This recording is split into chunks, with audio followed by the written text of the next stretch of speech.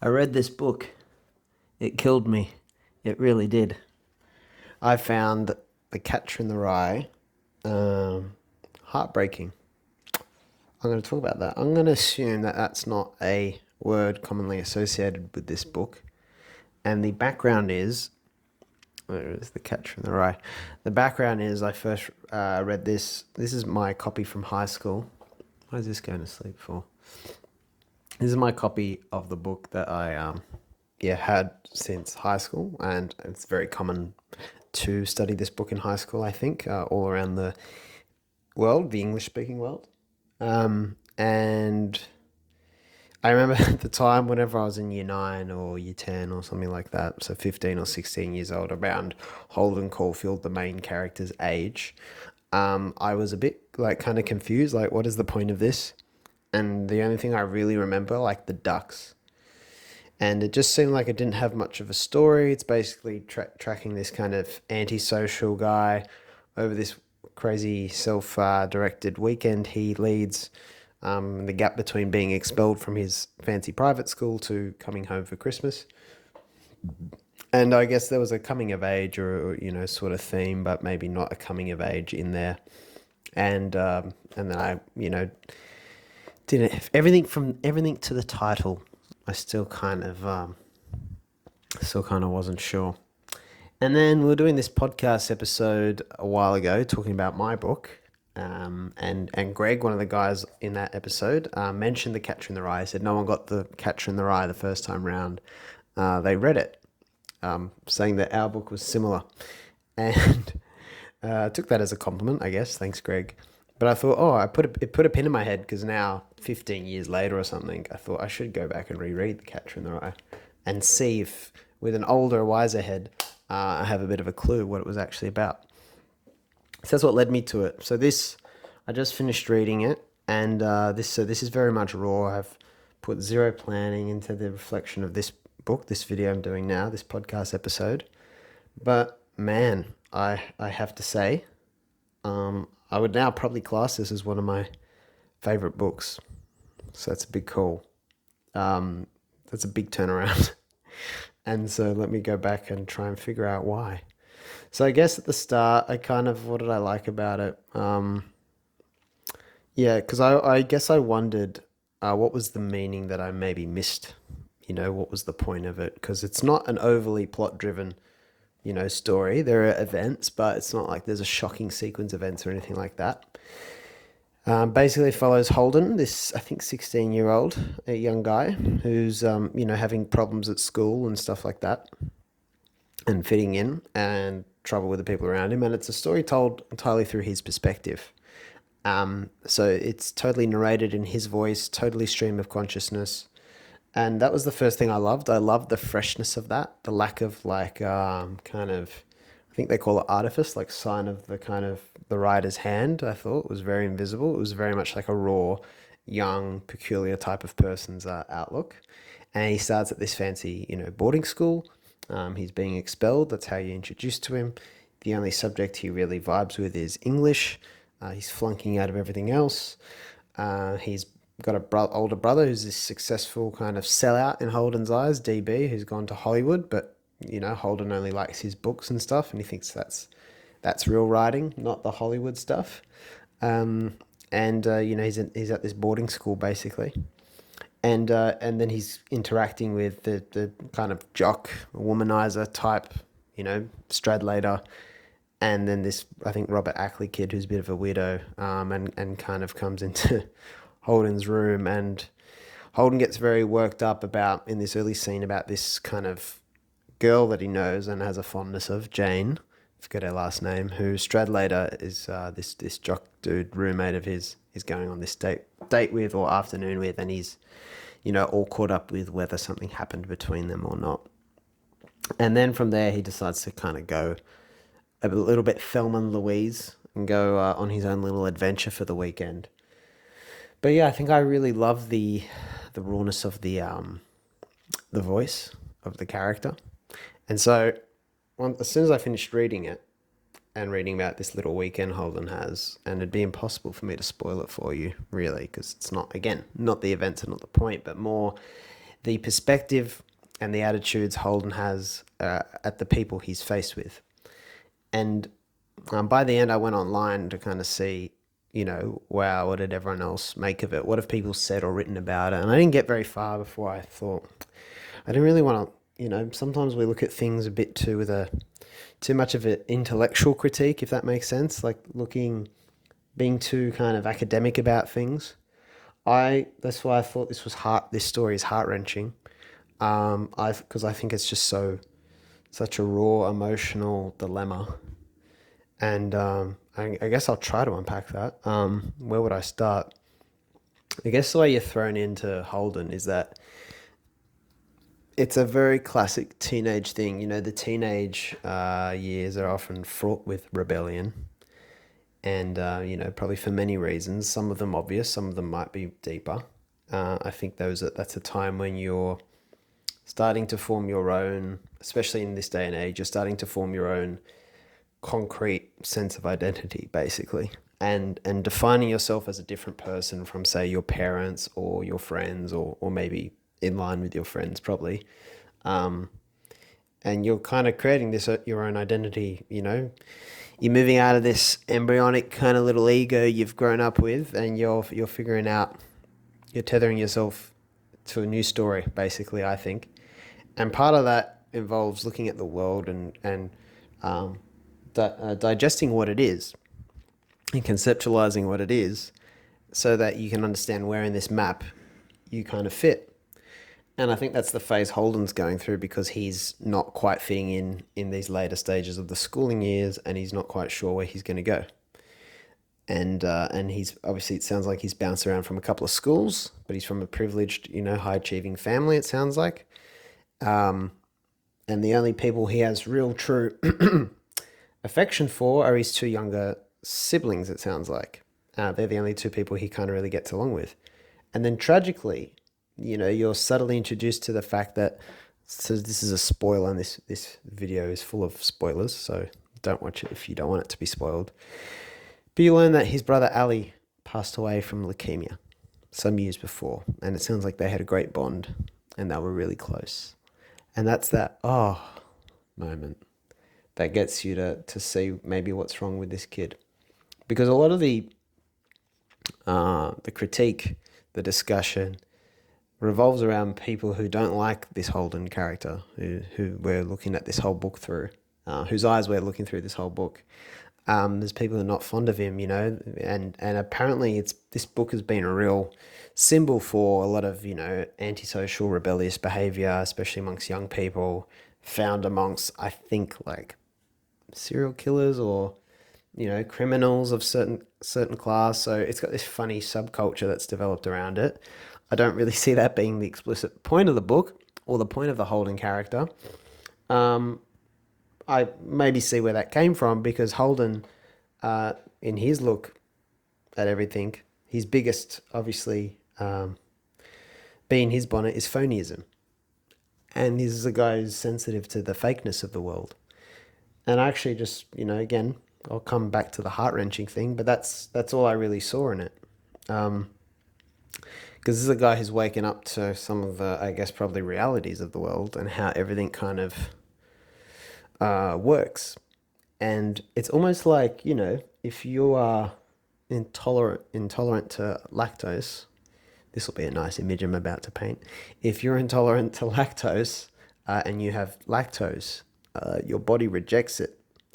But then there's something about our bodies being able to kind of eventually tolerate these things we're allergic to or sensitive to, and they kind of just learn to deal with it. But you're never totally, healthy.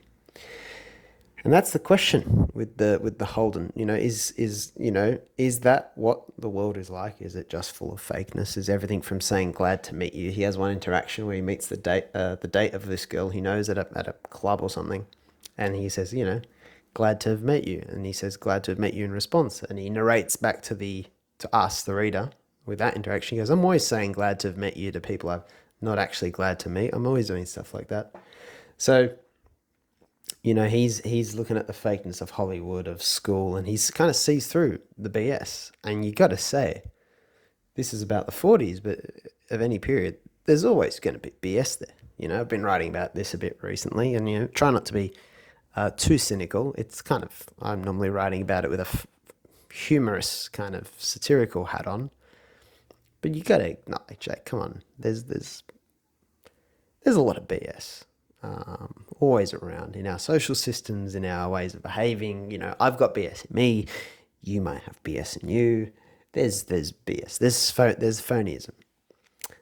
And all I'm watching when I'm reading this book is Holden having his reaction and kind of, rejecting that about the world and not wanting to see that. Because I think purity and innocence are two big things that emerge from childhood, and that's, we're trying to protect the purity and innocence of young people as much and as long as we can, with everything from Santa Claus to censorship, to ratings of movies, to, trying to not expose them to sex until a certain age. And everything like that is about, creating school, which is this environment away from hopefully the madder parts of the world. Everything's about kind of preserving as much and as long as possible our innocence and purity.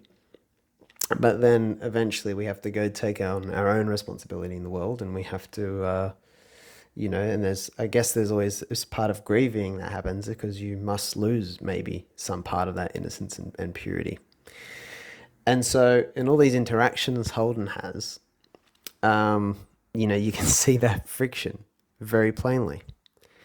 But I not at all was at any point my thing of not liking him, which is a common reaction. And I don't really see him as misogynistic either. Actually, I guess this is coming from a guy's perspective, but, there's a lot of talk about sex and stuff like that in this. But actually, I see a lot of that dilemma between, again, one of these phonyisms that comes in, the straight letter sort of guy, the guy who is always giving girls the time, as they call it in the book. But I see Holden, and I didn't really prepare this. I just wanted to make this raw. So I forget the exact words and the exact attitude, but I think he was always, he would pursue girls, obviously. So he's obviously having a go, but he was always, I think if I'm not mistaken, he was always losing motivation at key times to kind of, do whatever he can to kind of, sorry, he says, I'm always stopping. Girls, we're making out, girls are always saying stop, and then I stop, and I don't keep going to kind of go, all the way. Things like that, whereas he goes, all the other guys don't stop when the girl says no. So you got things like that where he's looking at what's normal, but is what's normal right? And is that, there's always been that kind of, it's always been the birds and the bees, the dance, which these days, big conversations around consent. That's not the point of the book. I'm just picking one example, but there is a culture of, pursuing, going, the not taking too much notice of the first no. So, very controversial. And Holden's kind of saying, "Oh, I'm not right because I stop when they say no." So it's things like that where he's kind of, and that book's clever because some of the characters you encounter like people who are at college, people who are, older than him. You've got his parents who are, sounds like they're kind of socialites in a way. You got the teachers at the schools that he goes to. So you encounter a bunch of different, you got the sellout brother who went to Hollywood. You got all these different types of people, and Holden just doesn't fit anywhere in his eyes. And he's trying to, I guess he's looking for that freedom and that place of preserving, his innocence and trying to fit with the world. And so I never made much of the title the first time, The Catcher in the Rye, but he there is a scene where he mentions what that is, because that's the title, and I didn't really clock it the first time I read it. But The Catcher in the Rye is obviously it's based on this nursery rhyme or song, and it's this image of these kids playing in a rye field, and he's going to catch them before they might go over the edge or the cliff face. And I guess, you know, there's that easy to make interpretation of that as being he wants to save them because seems to prefer young people, right? Children who are not phony, because children are usually much more authentic, right?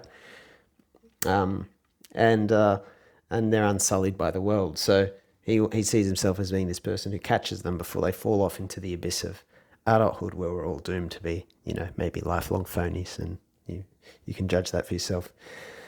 So, you know, and that second time round, that image really then occurred to me and clicked into place. Like, ah, yeah, now I get it. So I thought that was very interesting. But you know, that one thing I totally forgot the first time I read it, and it's very clever writing and it's very subtle. But there's a scene where he bumps into this old teacher. This is later in the book, one of the last major scenes in the book. This old teacher of his who was always kind. This English teacher is always helpful, married, a younger guy but married. And he goes to him, calls him up because he knows he's around, and then he's gonna, you know, gets a pep talk from him, and he's trying to help him, and he gives him some advice, and sounds like classic adult advice, and all Holden gets is classic adult advice. And he sleeping on the couch, and then this teacher comes out, and he wakes up. Holden wakes up, and this teacher's stroking him on the head. And Holden takes this as like a sexual advance, and he immediately makes an excuse and gets out of there. The teacher makes out there's nothing. This old teacher of his makes out there's nothing wrong. So I totally did not remember this from the first time I read it, and there's a very subtle line in there, which is that you know, he's talking about perverts and stuff. He goes about this that sort of thing has happened to me like 20 times since I was a kid, and that's all that's said about it. So in and around there, you got this vague kind of thread introduced by Salinger. You know, that question like, has he been abused? You know, has he been sexually assaulted? You know, was there someone in family or somewhere else? We don't know. And is he on top of everything else dealing with that, and no one knows, and he's being treated like this, you know, problematic student. And he's got, you know, attitude problems and all that. And, you know, this is why for me it's actually a heart-wrenching story, because, you know, he's lost one of his younger siblings, so one of the two kind of people he has the most affection for in the world, who help him cling on to his own childhood, maybe innocent. And you got some sort of vague, which again, this is reality for so many people who have had to deal with this, you know, the victims, and that dilemma he has with, oh, but the teacher was just trying to help, you know, maybe I overreacted, and maybe he just likes patting kids' heads and young men's heads or something, you know, and he's second guessing it and feels guilty because the teacher was trying to help him. So the classic grooming, which is so terrible, so confusing and so misleading. So, you know, in the end, I just found it, and in the end, he obviously has this fantasy about running away, and he even invites some girl to do it with him who just rebuffs him, says he's crazy. And that's his, you know, idea about trying to escape. And, you know, his sister, the only person he really has left, loses it and wants to come with him. And then I guess basically he kind of comes around and is able to, you know, and I think that's everyone, you know, everyone, a lot of young people these days, in the environment I've grown up in, you know, will often have travel, extended travel, exchange high on their to-do list. They'll have the fantasy of moving to Bali or Europe or somewhere and starting a remote business. So we have our modern version of the same thing, of the running away and moving away from the society that feels a little morally bankrupt at times, or just seems like a drag. But then, you know, sometimes just because everyone we love maybe still is in it, we do what Holden does, and we just come around full circle and content to put up with it and try and find the small joys. So I don't know, I could have probably done a lot better with this if I'd actually done preparation, pulled out quotes and all that. But basically, I loved it. I love the voice. I love the rawness of it. Big change second time round. And I don't know where the ducks go in Central Park in the winter, but some questions will never be answered. Thanks for tuning into the podcast. Enjoy the Catcher in the Rye. See you next time.